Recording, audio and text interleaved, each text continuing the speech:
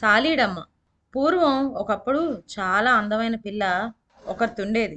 ఆమెకు వడుకు పని, నేత పని బాగా చేతనవును. నిజానికి ఆమె వడికినట్లు, నేసినట్లు మరెవ్వళ్ళు వడకలేరు, నేయలేరు. ఆ అమ్మాయి మగ్గం దగ్గర కూర్చొని నేస్తూ ఉంటే ఎంతో ముచ్చటగా ఉంటుంది. అందుకనే అనేక దేశాల నుంచి పెద్ద పెద్దలెందరో ఆమె పనితనాన్ని చూడవస్తారు. నేసిన బట్టలపైన ఆమె రంగురంగులతో వేసే పువ్వులు ఎంతో అద్భుతంగా కూడా ఉంటాయి. అవి నిజమైన పువ్వులే అనుకోని ఒక్కొక్కప్పుడు సీతాకోక చిలుకలు అవి వచ్చి వాలుతూ ఉంటాయి కూడాను.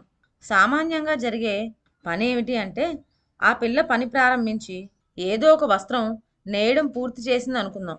ఈ సంగతి ఏ మహారానికో తెలిసి తక్షణమే కోరినంత ధనమిచ్చి కొనేసుకుంటుంది.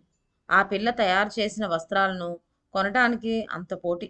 ఈ విధంగా ఆ అమ్మాయి చాలా ధనం సంపాదించింది. సంపాదించడం బాగానే ఉంది.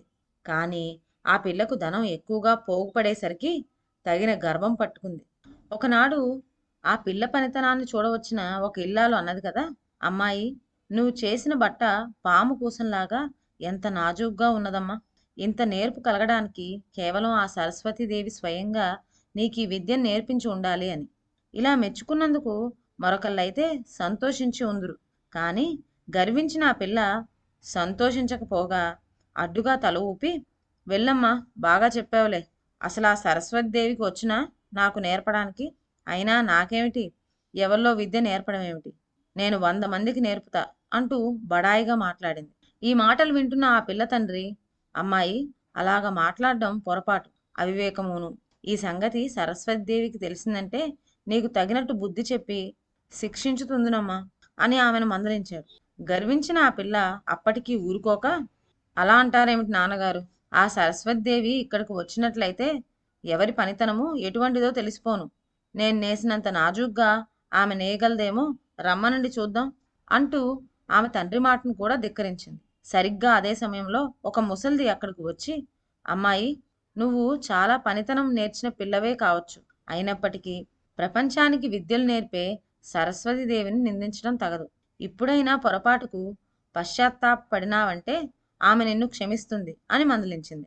ఈ మాటలు వినేసరికి ఆ గర్వించిన పిల్లకు ఉడికెత్తి, వెళ్ళమ్మా ముసలి, నువ్వు ఒక పెద్ద మనిషిలాగా చెప్పవచ్చావు.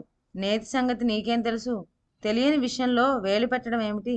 రమ్మను మీ సరస్వతి దేవిని, పరీక్ష పెట్టేస్తే సరి, ఎవరి పనితనం ఎటువంటిదో చూద్దాం గాని అని ముసల్దానిని కసిరికొట్టింది. వెంటనే ముసల్దాని వేషం మార్చివేసి సరస్వతిదేవి నిజరూపంలో ప్రత్యక్షమై ఎదుట నిలబడింది.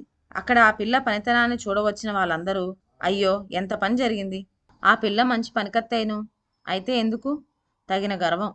ఆమెకు బుద్ధి చెప్పటానికే సరస్వతీదేవి స్వయంగా వచ్చేసింది. ఆ పిల్లను పాపం దేవి ఏం చేసిపోతుందో అని గడగడలాడిపోతున్నారు. ఇంత పని జరిగినా ఆ పిల్లకు కొంచెం కూడా గర్వం తగ్గలేదు.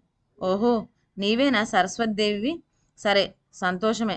కానీ నాతో స్వయంగా వడకడం, నేయడం నీకు చేతనవునా అని అడిగింది. ఆ ప్రశ్న జవాబుగా, ఓసి పిచ్చిపిల్ల, ఇక్కడ 2 మగ్గాలు ఉన్నాయి కదా, చెరివొక మగ్గం మీద నీవొకటి నేనొకటి వస్త్రాలు నేద్దాం అన్నది సరస్వతిదేవి. అలానే ఇద్దరూ నేత ప్రారంభించారు. కొంతసేపటికి ఇద్దరూ చెరివొక వస్త్రం నేశారు. 2 వస్త్రాలు చక్కగానే ఉన్నాయి. దేవి నేసిన వస్త్రం పైన ఆమె కొన్ని అందమైన బొమ్మలు వేసింది. దేవిని ధిక్కరించిన గర్వపోతులు ఎలా శిక్ష పొందుతారో ఆ బొమ్మలు చూస్తే తెలుస్తుంది. ఈ బొమ్మలు చూచి అయినా ఆ పిల్ల పశ్చాత్తాపం చెంది బుద్ధి తెచ్చుకుంటుందేమో అని ఆమె ఉద్దేశం. ఆ పిల్ల కూడా తను నేసిన వస్త్రం పైన కొన్ని బొమ్మలు వేసింది. ఆ బొమ్మలు సరస్వతీదేవి తన స్నేహితులతో పోట్లాడుతున్నట్లు కోపం ముఖాలతో అసహ్యంగా ఉన్నాయి. ఆ పిల్ల పనితనానికి దేవి సంతోషించింది, కానీ వస్త్రం మీద బొమ్మలు చూడగానే ఆమెకు ఒళ్ళు మండింది. అమ్మాయి, నువ్వు నాకంటే చాలా చక్కగా నేసావు, సంతోషమే. పనితనంలో నువ్వే నాకంటే గొప్పదానివి. ఇంత పనితనము నీకు చేతిలో ఉన్నందుకు తగిన వినయం కూడా ఉన్నట్లయితే రాణించి ఉందువు. కానీ నీకు తగిన గర్వం బలిసిపోయింది. అందుచేత నిన్ను శిక్షించక తప్పదు. ప్రపంచంలో కల్లా వడుగుటలోనూ నేత పనిలోనూ నిన్ను మించిన వాళ్ళు లేరనే పేరు శాశ్వతంగా ఉండిపోయేటట్టు నిన్ను దీవిస్తున్నాను.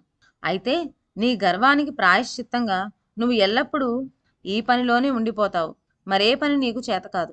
ఇదే శిక్ష అని సరస్వతీదేవి ఆ పిల్లను శపించింది. ఇలా శపించుతూ, దేవి ఆ పిల్లనేసిన వస్త్రాన్ని తుండు తుండుగా చించివేసింది. దేవి పెట్టిన శాపానికి ఫలితంగా గర్వించిన ఆ పిల్లకు తల వెంట్రుకలు రాలిపోయినాయి. ఆమె చక్కటి శరీరం అంతా తగ్గిపోయి బొటనవేలు గోరంత చిన్నదైపోయింది.